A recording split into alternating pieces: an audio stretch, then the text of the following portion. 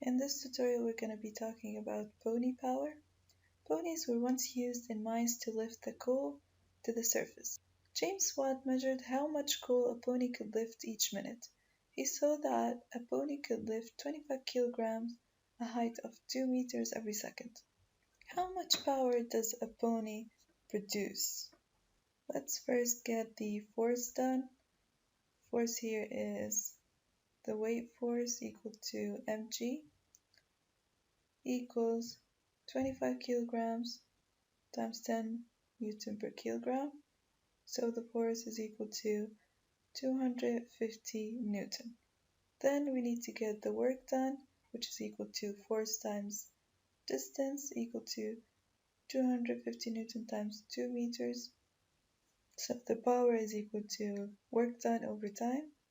The work done is equal to 500 joules and the time is 1 second. So the power would be 500 watts. He knew that horses were stronger than ponies and guessed that they were 1.5 times as powerful.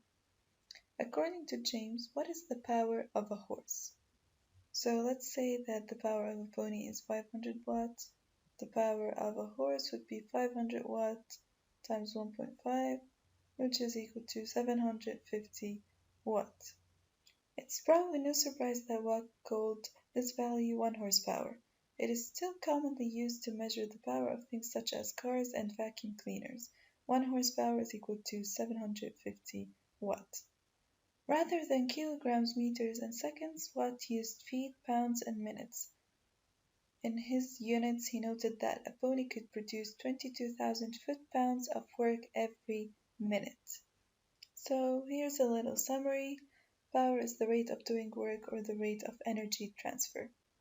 And here are some exercises that you can solve.